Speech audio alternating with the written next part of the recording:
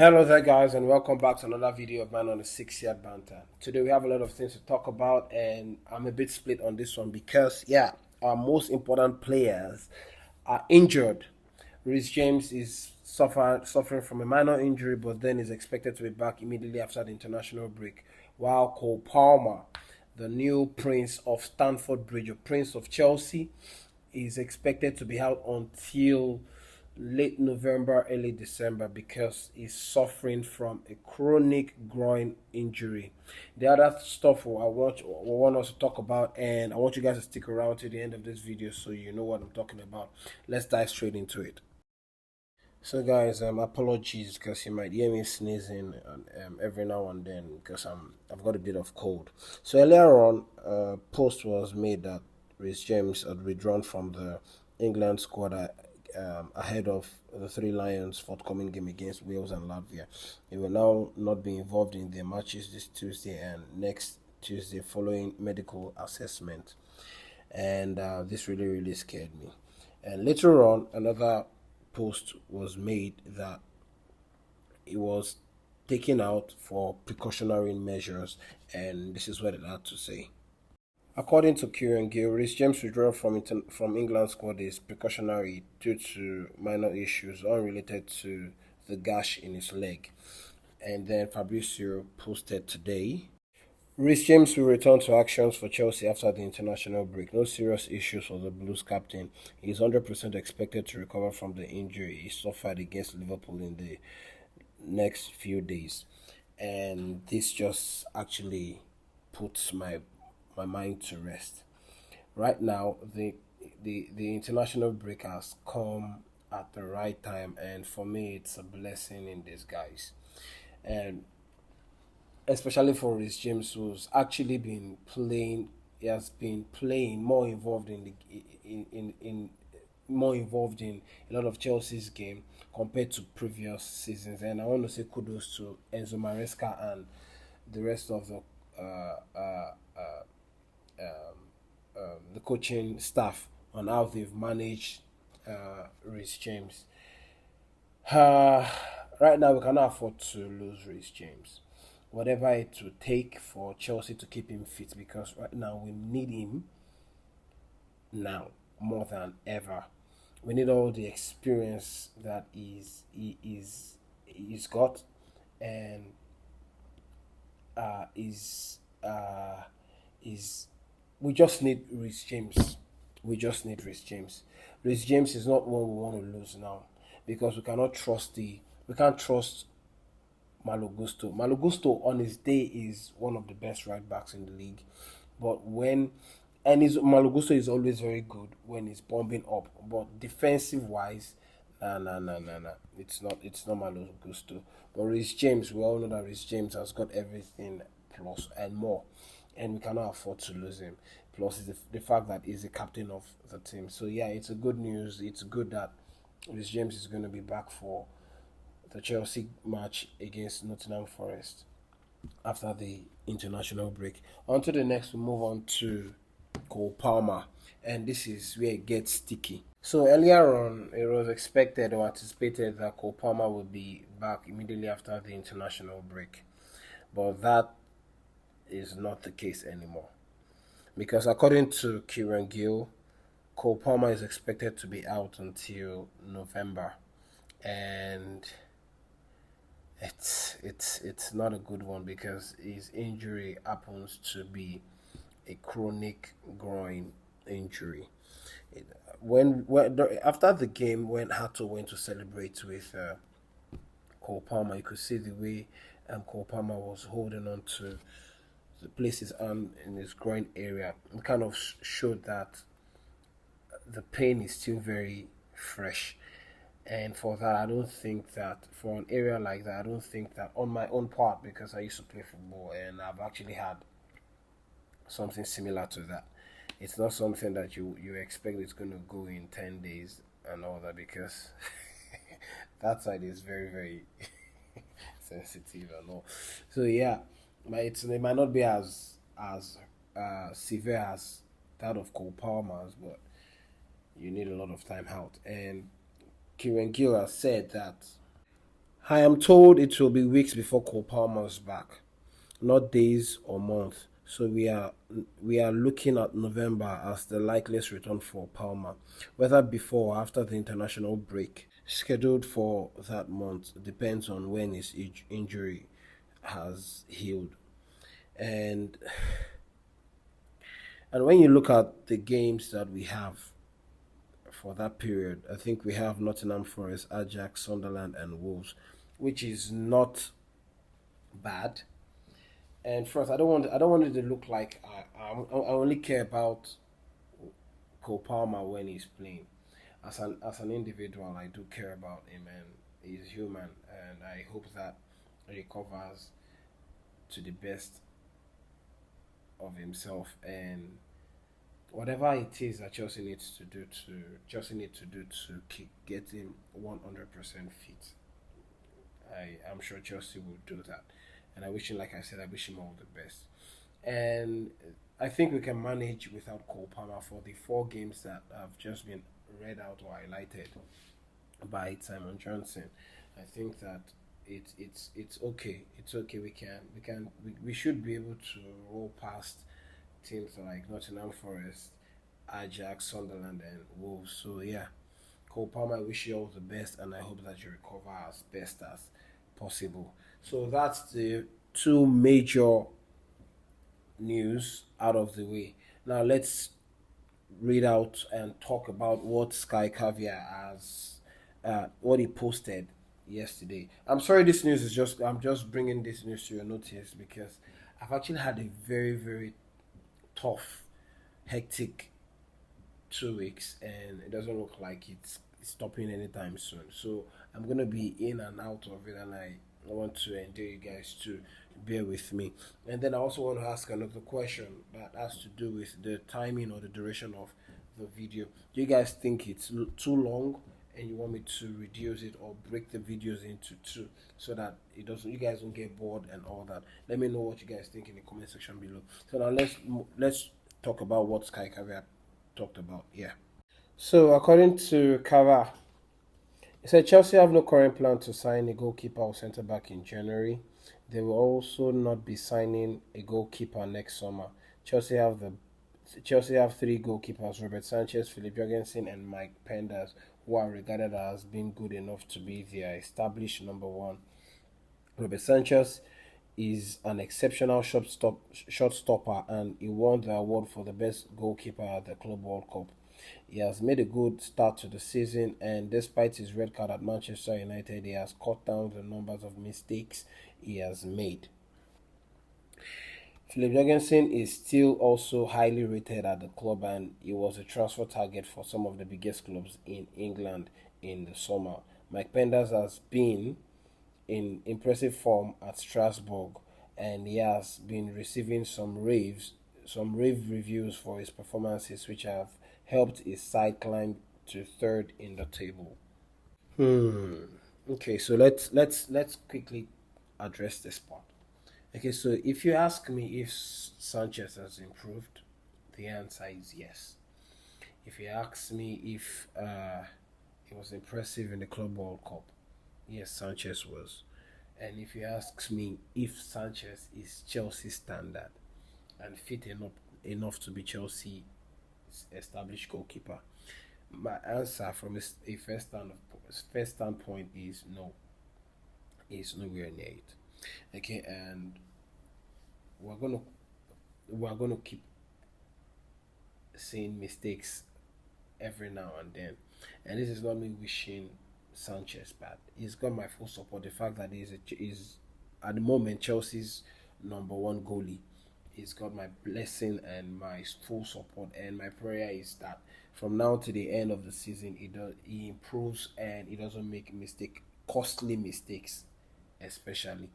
But when you talk about Mike Penders, yes, okay, yes, he's been receiving raves, and I've been following his development at Strasbourg, and he's really, really, really good. And the loan that he's actually on at Strasbourg is doing him a lot of improvement and growth.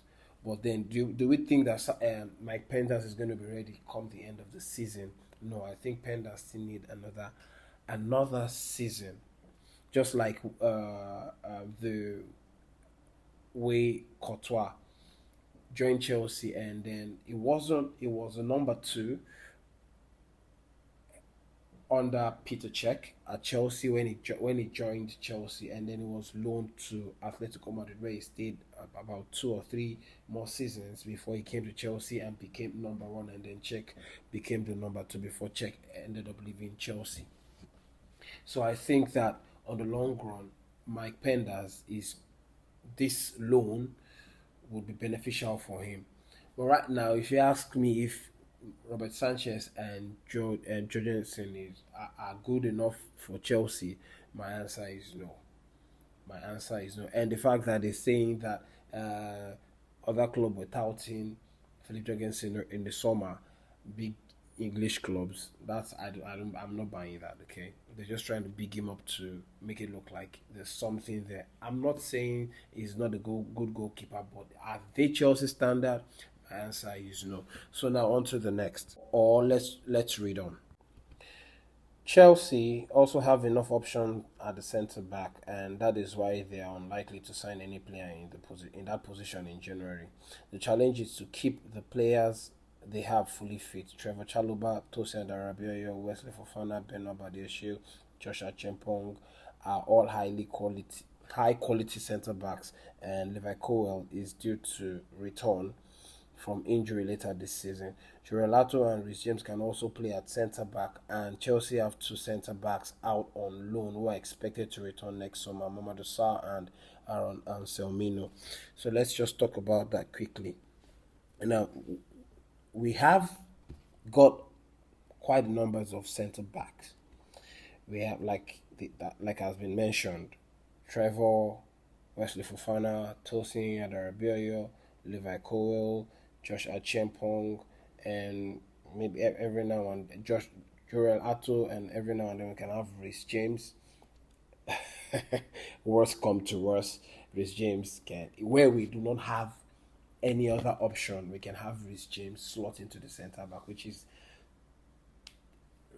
ridiculous for me to think about. Even though he did well when push came to shove against Liverpool, he had to. And yeah, Aspilicueta has done that, but that was in a 3-back system where he played from the right centre back, and then we had Rhys James play the right wing back. But this is a different case entirely. Okay, so we've got a number of bodies at the centre back. We're talking about quality defender with Levi Colwill out, and the inconsistency, and we cannot with inconsistency coming from Trevor Chalobah. Trevor on his day is a very good defender, and plus the fact that he's Coburn graduate, is one of Chelsea. He came out from the academy.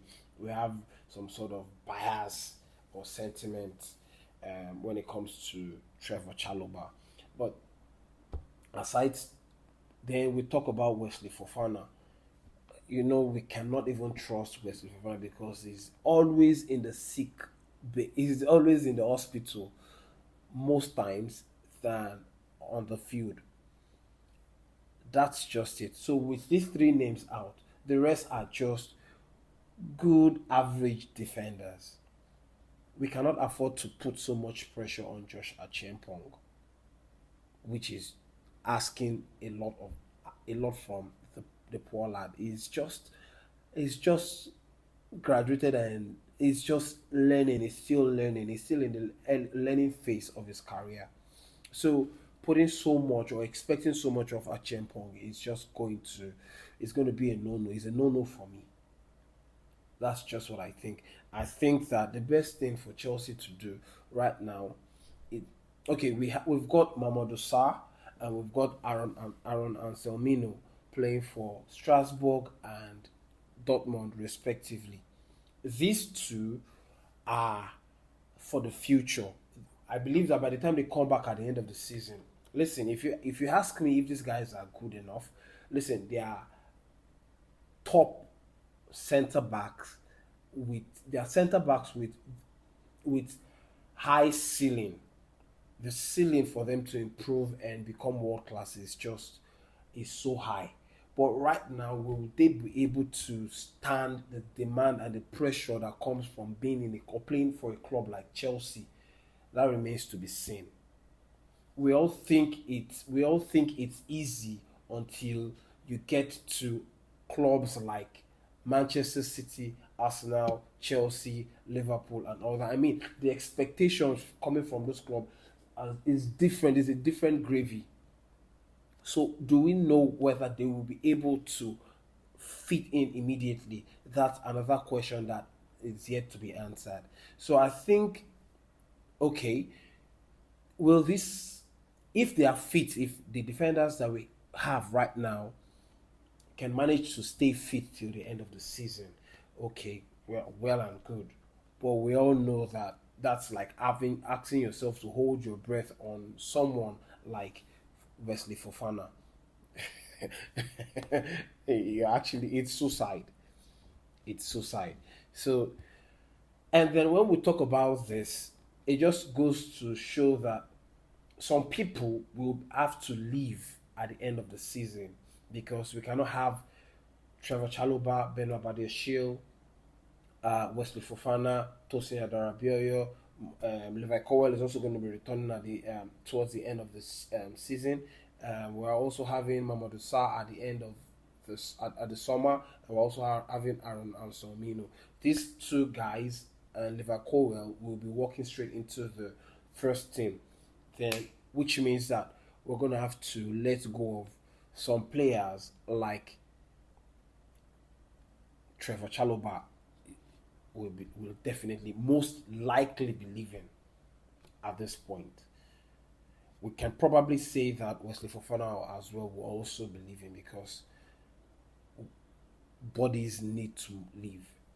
As much as I do not want Chalobah to leave, we already know that at some point Trevor was bound to leave. Okay, okay, and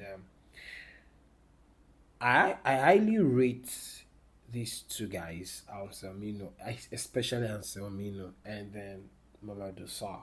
I like Anselmino a lot because I've just watched him a few times and he's so good. He's so calm. He's two footed. He can make long range passes with both feet, with both legs, and it's just so good. And then we're talking about Mamadou Sarr, who's also a very very good defender, a very good defender rather. No, sorry, my head is messed up and I'm having to struggle with the cold right now. So yeah, well, it just remains to be seen how the season will will go. Then he said Chelsea looked at the possibility of signing a centre back in the summer, but the only high quality option available was Dean Howson, and he decided to join Real Madrid from Bournemouth, and we all know how that ended. And yeah, I think it's also a blessing in disguise. I don't know if if we had gotten Dean Howson, I think we would have had to let Joshua Chimpong leave as well, or maybe Chaloba would have actually had to leave this last summer. So yeah, he also said that Chelsea are working to find clubs for Ryan Sterling and Alex Axel Disasi in January. The players are keeping fit, and it is also up to them to agree to any deal which may materialize. Tyrique George is likely to leave in January. Multiple Champions League and Europa League clubs wanted to sign him in the summer, and he came very close to joining Fulham on deadline day. George is viewed predominantly as a winger, and Chelsea already have Pedro Neto, Estevao William, Jamie Gittins, Alejandro Garnacho. Giovanni Kenda is also moving from Sporting Lisbon next summer. McGill will be staying at Chelsea for the whole season after his loan to Sunderland was cancelled at the end of the window. So I don't know. I don't have anything else to say as regards Raheem Sterling and Axel Disasi. I think that Axel Disasi is more flexible than Raheem Sterling. I don't know if Sterling just wants to he still wants to play football or he just wants to make money. I think that for me, I think he just wants to make money. I don't think he necessarily he really wants to move because if he still wants to play football, I don't think he's going to keep his option limited to just playing in London. Sometimes your family also have to understand that you also have a career for yourself, and it's not as if you're just starting your career. You're towards the end of your career. You can actually play high what you call it, you still have a couple of years to play good football and earn good money. Maybe leave London, leave England, and play in Europe and play European football, even Champions League. And then if you can also at the end of it, you can decide for yourself with your family if you want to move to Saudi Arabia and get play one season and get good money and then come back to take care of your family. Your family should. I understand that you don't want to be away from your family, but at the same time, you're doing this not just for yourself. You're doing it for your family, so you also have to think about that. But I don't think he wants to play football. I think that Axel Disasi is more likely to leave in January than Ryan Sterling. Moving forward, we'll talk about Tyrique George, and yeah, he was very close to joining Fulham on deadline day, and I thought that I thought it would have gone by now. Well, it's a good thing, pure profit and all that, and then um we already have Esteval William in Chelsea already. But if you ask me for if I'm how excited I am looking forward to the arrival of Giovanni Kenda at the end of the summer, and I'm going to tell you like I'm 10 out of 10 so looking forward to his arrival already. Now, these guys, Esteval William and Giovanni Kenda, these two are going to push for the Ballon d'Or in the next couple of years. Now, we know that Lamine Yamal is going to, at some point, win or get the win the Ballon d'Or at some point. But and we know that he's never going to leave Barcelona. Maybe towards the later end of his career, yes. But right now, I don't see Yamal leaving Barcelona.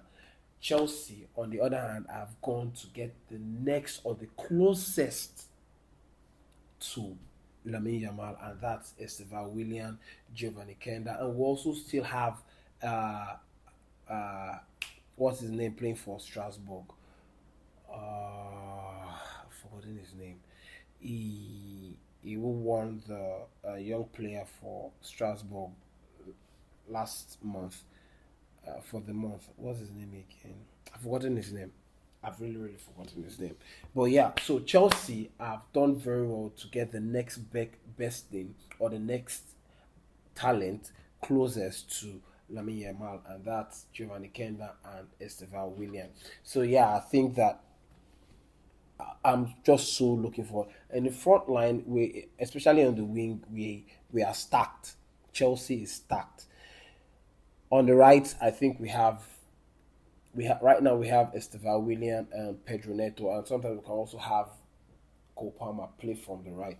On the left, we have Alejandro Garnacho and Jimmy Gittins, and I don't think that Chelsea will be looking forward to loaning Jamie Gittins in January. I think he's going to stay till end. Right now, Chelsea will not be taking any prisoners. If you don't perform to the fullest, you're losing your spot because there are others in line waiting to snap up your position, and I hope that these guys are up to it. Maluda, okay, has been louding up the talent and potential.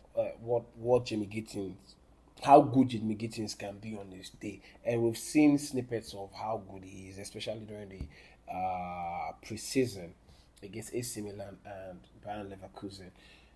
We all know that he's there. That talent is there. The flair is there and everything. But will he hatch it? Is he going to hack it in the league? Because when he came on against Liverpool, you could see that he was able to he could he was fearless.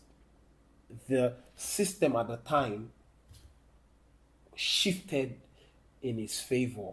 He had a lot of space to do whatever he wanted to do against. He had a lot of 1v1 opportunities, and yeah, you will not have all that many opportunities in the Premier League. So it remains to be seen how Maresca is going to bring out the very best of Jimmy Gittins. Yeah, so and then we are McGill is going to be staying in Chelsea to the end of the season because he featured against Liverpool.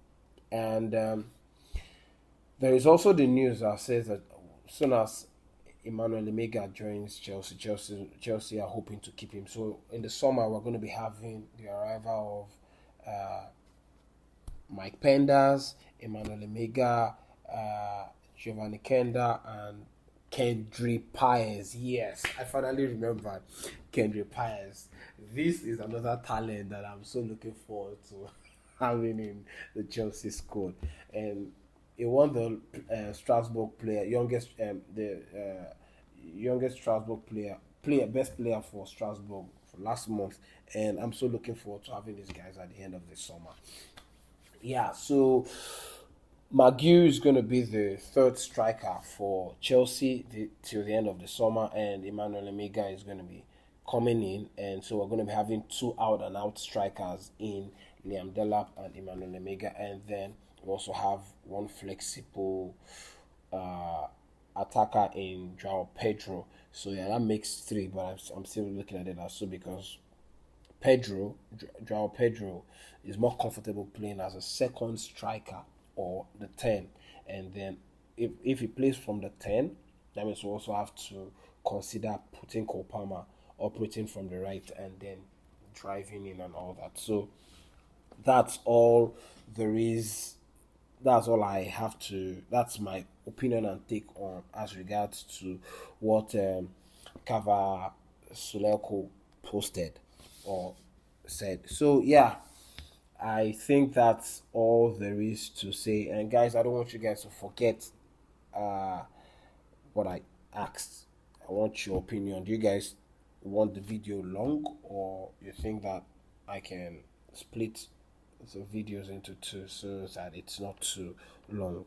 Yeah, don't forget to like, comment, and subscribe to the channel, and turn on your notification bell so that you're notified each and every time I make a post. And tomorrow I have one hot topic to discuss with you guys, and it's about who's the best midfielder in the league between Declan Rice, Gravenberg, and Moises Caicedo. Don't forget to turn on your notification bell so that when I make this post, you guys are notified, and I'll like your comment on that. If there's any other thing that comes up aside that, I'll be here to share with you guys. Until then, it's Chelsea first and rivals next. Peace.